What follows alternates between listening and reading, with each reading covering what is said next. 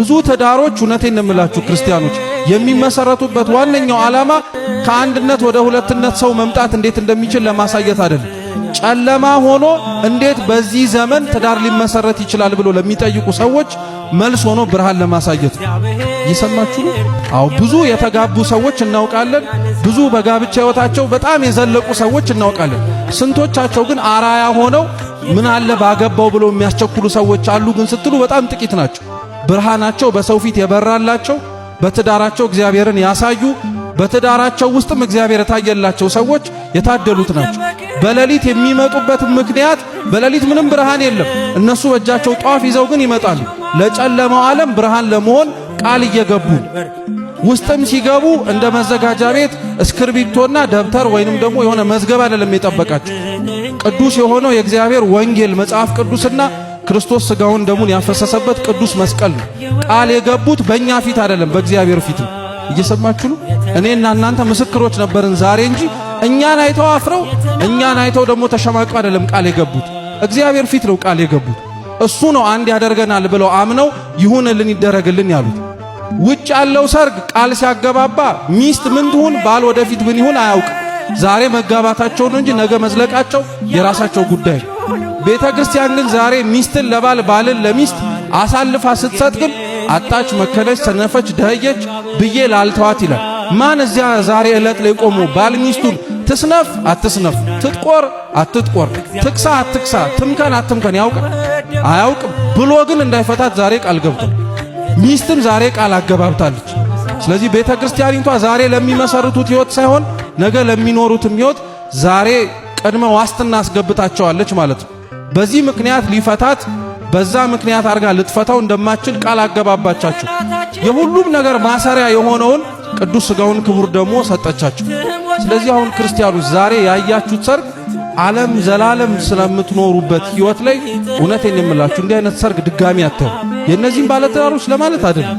የቤተ ክርስቲያንን ሰርግ የሚመስል የትም ሰርግ ሊኖርም አይችልም፣ አይነጻጸርም ጭምር። ለዛ ነው በተቻለ አቅም ዛሬ ላይ ይሄንን ሰርግ ለማየት ታድላችሁ የመጣችሁ ሰዎች በቅዱስ ሥጋው በክቡር ደሙ ያላገባችሁ ካላችሁ ማግባት አለባችሁ። ንስሐ ገብታችሁ መቁረብ አለባችሁ። እውነቴን ነው የምላችሁ። ያላገባን ሰዎች ደግሞ ካለን በዚህ አይነት ሁኔታ ለማግባት ራሳችንን በደንብ አድርገን ማዘጋጀት አለብን። የቤተ ክርስቲያን ሰርግ የደበዘዘ ሰው የማይገኝበት ብዙም ያልደመቀ ይመስላል። ለዛ ነው አይታችሁ ከሆነ ዛሬ ያገቡትን ሰርግ በሳምንቱ ባለማዊ ሰርግ የሚደግሙ ሰው አይታችሁ አታውቁ? የሚደበዝዝ ስለሚመስላቸው እኮ እውነት አብረዋቸው ዛሬ ከዘመሩት መላእክት በላይ በእነሱ ቅዱስ ሥጋውን ክቡር ደሙን በመቀበላቸው በላይ ካመሰገኑት የእግዚአብሔር መላእክት በላይ ማን እልል ሊላቸው ይችላል? እኛ እኮ እልል ብሎን ይደክመናል ዛሬ። እነሱ ግን ዛሬ ስለቆረቡ ነፍሳቸው ከእግዚአብሔር ጋር ስለታረቀች በላይ በሰማያት ትልቅ ደስታ ነው ያለው። እኛ እነሱ ስለተጋቡ ነው ደስ ያለን። በሰማይ ያሉ መላእክት እኮ ደስ ያላቸው ነፍሳቸው ከክርስቶስ ጋር ስለታረቀች። ይሄን የመሰለ ሰርግ ማናችንም ማነው። ለዛ ነው የትምህርታችን ርዕስ አድርገን ያነሳነው ፍጹም ፍቅር ፍርሃትን አውጥታ ትጥላለች ያልንበት ምክንያት ምን መሰላችሁ? ዛሬ ሰው ለመጋባት በጣም ይፈራል። ሕይወቱን ይፈራል፣ ኑሮውን ይፈራል። እንዴት አድርጌ ልዘልቀው እችላለሁ ብሎ በውስጥም በውጭም ብዙ ነገሮችን ይፈራል። ፍጹም ፍቅር ያለው ሰው ግን ሰው ካለ አንዱ ሌላውን ነፍሱን እስኪሰጥ ድረስ የሚወደው ግን ከሆነ ፍጹም ፍቅር ካለ ሰው ፍርሃትን አውጥቶ ይጥልለታል። እቺን አንድ ታሪክ ብቻ ነግሬያችሁ ልወቅ። አንድ ተማሪ ነበረ ይባላልና ያ ተማሪ መምህሩን ጥያቄ ይጠይቀዋል። እንዴት ነው ሰው ያሰበውን ሳይሆን ያላሰበውን ሰው የሚያገባው? የብዙዎቻችሁ ጥያቄ አይደል? እገሊትን ነበረ ታገባለች ብዬ ጠበቅኩት፣ ነገር ግን ያው ደሞ ከገሌ ጋር ያው ተጣብቃ የናት የሰው መጨረሻው አይታወቅም ምናምን እንላለን። እና ያም ተማሪ እንዴት ነው ይሄ ነገር መጨረሻው ብሎ ጠየቀውና መምህሩ እንዲህ አለው፣ ሂድና እርሻ ላይ በጣም ጥሩ የምትላቸውን በቆሎች ይዘህልኝና ግን አደራ አንዱን አልፈ ሌላኛው በቆሎ ጋር ስትሄድ ወደ ኋላ መመለስ ስለማትችል በጥንቃቄ ሂድ አለ። እና ተማሪው በቆሎ እርሻ ውስጥ ገብቶ እየተራመደ ሲሄድ መጀመሪያ ላይ ያየው በቆሎ በጣም ትልቅ ነበር። ሁለተኛ ያየው በቆሎ በጣም ትልቅ ሆነ። እየሰማችሁ ነው? ሶስተኛም ያየው በቆሎ በጣም ትልቅ ሆነ። ከዛ ልጁ ምን ብሎ ማሰብ ጀመረ? ከዚህም በኋላ ማገኛቸው በቆሎዎች ሻል ሻል ያሉ ስለሆነ ያን ያክል አልጨነቅበታልና በደንብ ገባ። ወደ እርሻው ግን በደንብ እየገባ ሲሄድ ትላንትና በጣም ትላልቅ ናቸው ብሎ ያለፋቸው በቆሎዎች እያነሱ ቀሩና መጨረሻ ላይ ትንሽዬ በቆሎ ይዞለት መጣ እና ለምንድነው እቺን በቆሎ ይዘ መጣ አለው።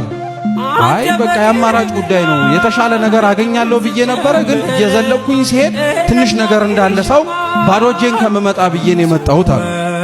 ስለዚህ እስቲ ሁለተኛ እድል ልስጥህ አለ። እየሰማችሁ ሁለተኛ እድል ልስጥህ፣ ግባና አሁን ደግሞ የሽምብራ እርሻ ውስጥ ጥሩ የሆነ ሽምብራ ይዘህልኝ አለው። ተማሪው ያው አንዴ ስለተሳሳተ ሁለተኛ እርሻው ላይ ሲገባ መጀመሪያ ላይ ትላልቅ የሆኑ ፍሬዎችን ተመለከተና አይ በፊት ትልቅ ይሆናል ብዬ ትንሽ ስለሆነ አሁንም ደግሞ ትልቅ የሆነው ሳያንስብኝ ቶሎ ብዬ ትልቁን አንስቼ ልሩጣል።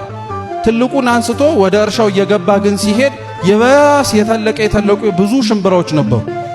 ዓላማው ምን መሰላችሁ? ብዙ ሰው የአማራጭ ጉዳይ ሆኖበት የተሻለ ነገር ላላገኝ ይችላል ብሎ ጋብቻን መመስረት የለበት።